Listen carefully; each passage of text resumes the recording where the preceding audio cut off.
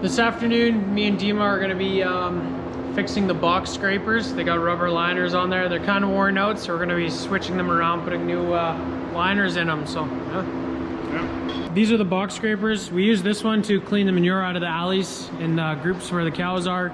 And then this is the clean box scraper, and we use this one to scrape the feed alley clean. So they both got rubber liners underneath.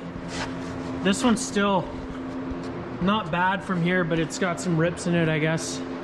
Yeah. So we're gonna put a new rubber lining in there. And this one for the manure alleys is looking really rough. So now you can see it's ripped right there, and it's starting to streak quite a bit when we're using it. So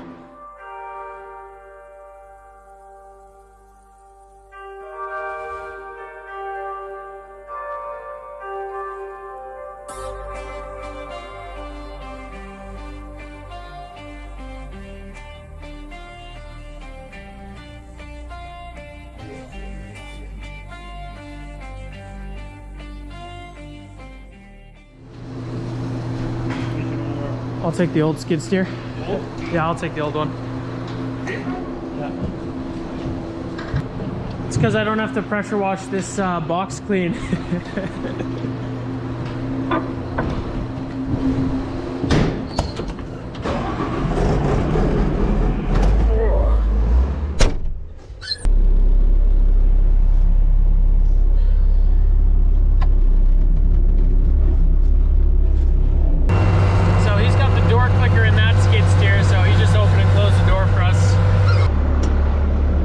Any attachments to these skid steers, they got pins, and this old skid steer is just a manual pin, so you got to do it with your hands.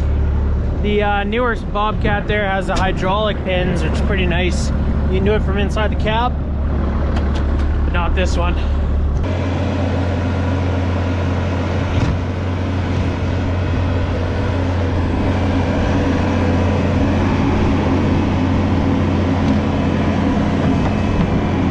So we brought it over to the generator shed. That's where the pressure washer is. Right there. So you can see how worn out this one is. Just completely, looks like there's a whole chunk out of this corner here. And the whole rubber is just to a point.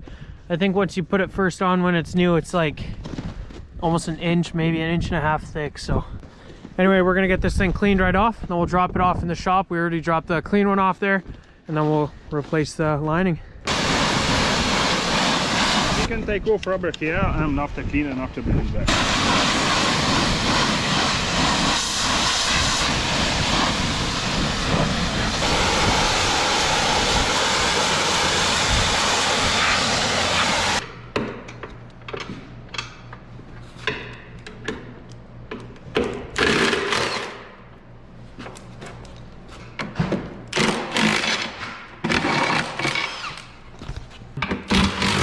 The bolts on the side here, they're running constantly on a concrete wall. So you can see there's barely anything left to the head of this bolt. It's just worn right down.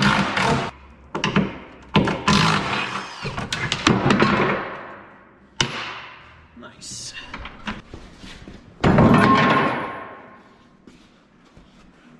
Yeah. So we're up in the mezzanine in the shop here. And we got 3 spare liners here. I guess this one's for the food. Dima was saying because it doesn't have the green in there. This one has green in there. It's a little bit more durable. So we're gonna use that for the manure alleys. And it's way cheaper, was one say. Yeah, it's probably cheaper. So we'll bolt the frames on kind of loose, and then we can just drop the liner in there. We really need to grab the hammer. Yeah, maybe we should straighten that out.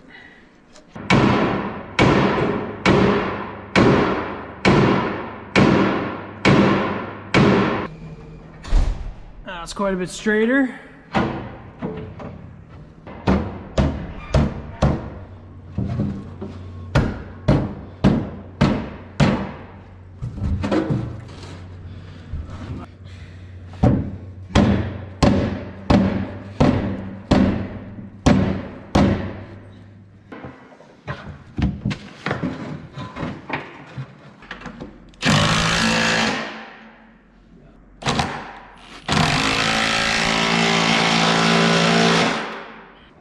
All right, we're done the easy one, the clean one.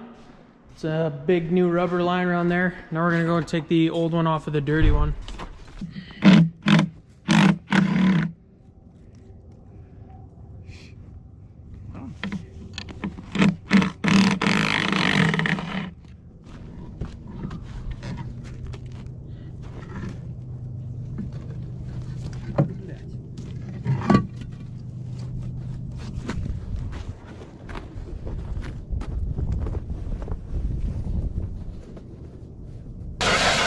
Just gotta clean behind all those brackets. The easiest way we're gonna get it in the shop, just use the pallet forks here.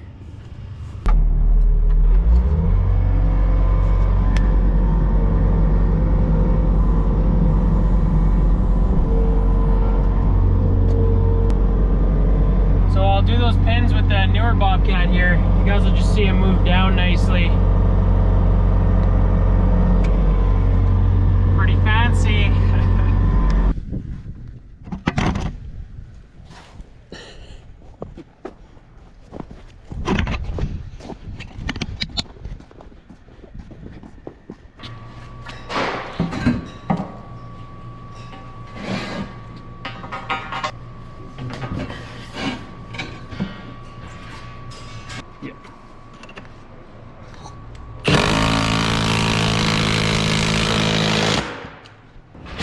Got the new liner on. Gonna have to cut the excess off on this side.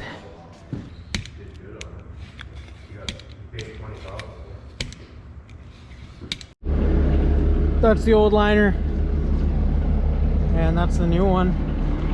And then the other one's over there, so that's awesome. Go park these back in the sound room, and then this job is done. Young, why don't you guys use a tire scraper to do it instead of these box scrapers? You never have to change the liners on those things. I don't know, like I get that question more often. Why do we use these box scrapers? They work pretty good for us, and we can clean up almost 100% of the manure out of those alleys. Those alleys aren't round, they're square.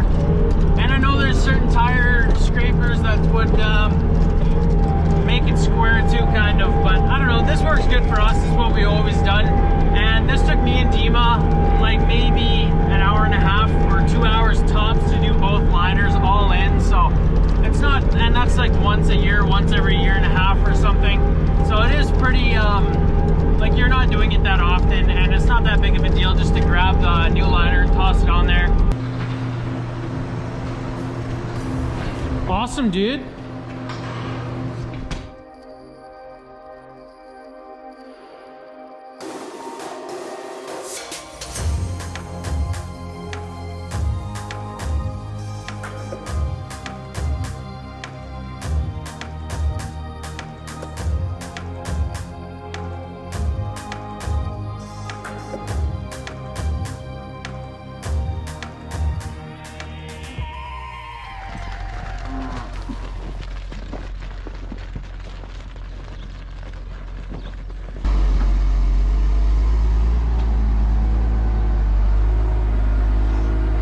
Good morning, everybody. Today we got a couple of things on the go.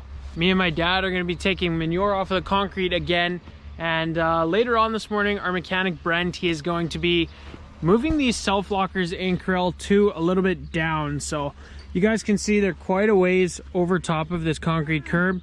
I'd say there's about 6 to 8 inches where they could be dropped down, and that's just going to make it easier for these heifers to get locked up in the head lockers. So basically, if I pull this handle up, it puts these lockers in lock mode. So when a heifer goes, sticks their head through and goes down to eat, she'll get locked up. And this way we can perform herd health, or we can AI some heifers if we ever need to.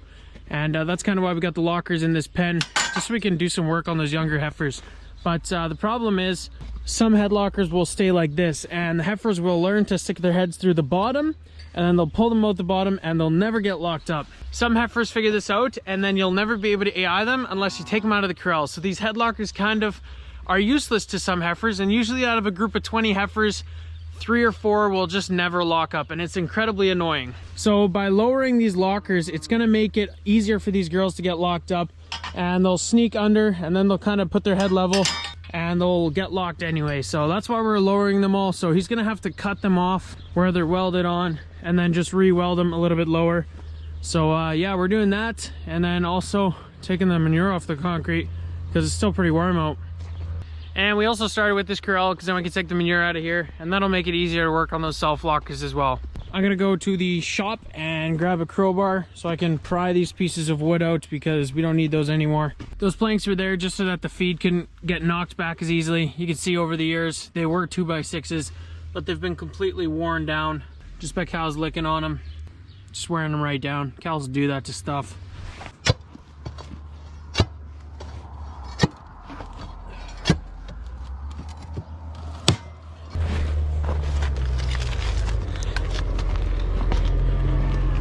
Well, there's one board. So we got the boards pried out from underneath those self lockers. Guy's just finishing up the corral.